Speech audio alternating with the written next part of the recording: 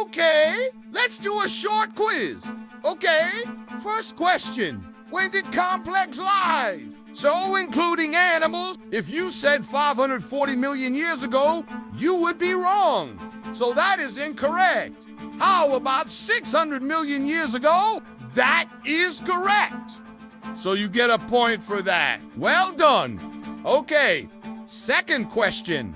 When did the dinosaurs go extinct? If you said 66 million years ago, you would be right. So well done. You get another point. And in fact, we have fossils from all three of those periods right here at the Royal Tyrrell Museum. Okay, so complex life started to appear on Earth around 600 million years ago. But when did all this crazy stuff happen?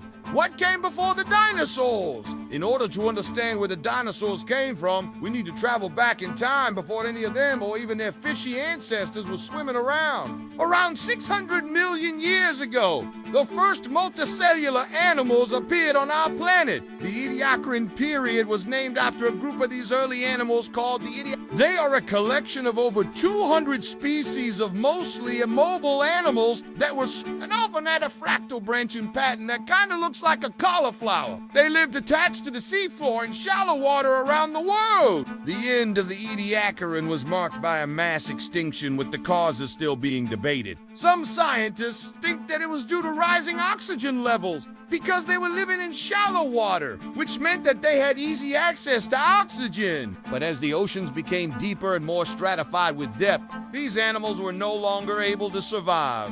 Others say that it was caused by the evolution of new predators, such as the first hard-shelled and the first mobile predators, which means that they didn't have a chance to hide. After this mass extinction event, life began to recover, and just a few million years later, something pretty incredible happened. This period is called the Cambrian explosion, and it lasted for about 20 million years, ending around 485 million years ago. It was during this relatively brief window of time that most major Ammophila appeared in the fossil record, including the phylum that the dinosaurs eventually evolved from.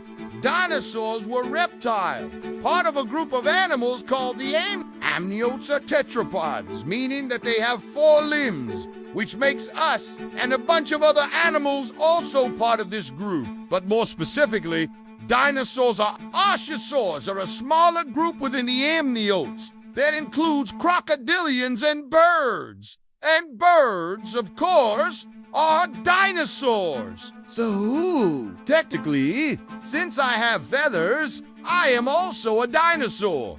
Kinda cool.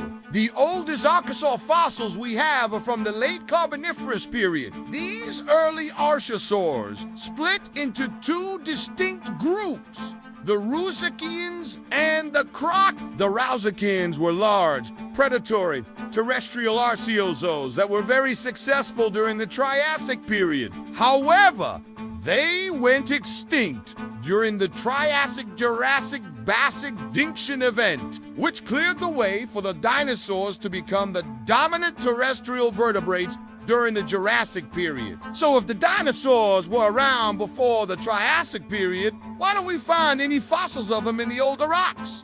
Well, the answer has to do with what the word fossil actually means. A fossil is defined as the preserved remains or traces of ancient life. So just because there were dinosaurs swimming around in the Ordovician or Silurian periods does not mean that we will find their fossils in those rocks. For a dinosaur to end up in the fossil record, it would need to die in a specific way. Basically, they would need to have been quickly buried in mud or sediment while on land or at the bottom of a lake or an ocean. Otherwise, their body would get scattered by flowing water or scavenged by other animals. The fossilized remains of an animal can also include its footprints or its poop. In order for us to find these fossils, we need to find the rock that they are in. This process is called discovery, and it is incredibly unlikely to happen by pure chance. So if a dinosaur died on a beach and its body got washed away by a tsunami,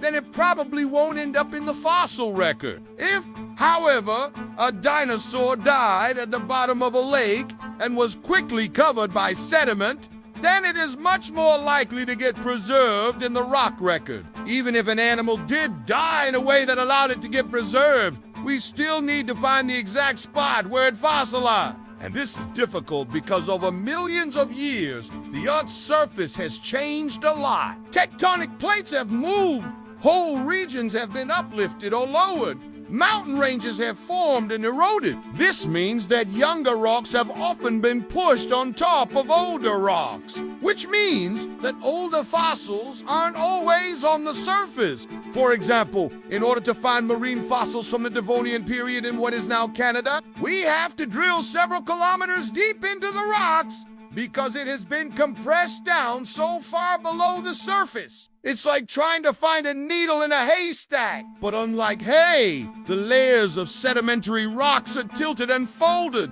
so the needle might be sideways or upside down. This means that it can be really difficult to figure out how old a layer of rock is, and if it contains any fossils at all. It's also important to remember that fossilization is rare. Only a small fraction of the organisms that ever lived got preserved in the rock record. So the appearance of dinosaurs in the fossil record during the Triassic period does not mean that they evolved during that time. It just means that we haven't found any evidence of them before that. This brings us back to the question, what came before the dinosaurs? The first dinosaurs evolved during the Triassic period, but they did not appear out of nowhere. They evolved from a group of reptiles called and archosaurs evolved from earlier tetrapods, which evolved from lobe-finned fish. And lobe-finned fish evolved from more primitive fish called and ostracoderms evolved from even more primitive animals. And each of these groups appeared in the fossil record only after a long period of evolution. This means that the story of life on Earth is really complex, and we are still learning how it all unfolded. We know that animals have been on our planet for at least 600 million years, but we still have so much to learn about them. If you want to learn more about the animals that lived before the dinosaurs, check out the links in the description. And thank you to the Royal Tyrrell Museum of Paleontology for supporting this episode. They are an amazing museum filled with amazing people. And speaking of amazing people, a huge thank you to my supporters who helped to make this video possible. If you want to see your name at the end of videos, then you too can support the channel. Check the links in the description for more information. Hey, thank you so much for watching. I hope you learned something new, and I'll see you next time. Bye.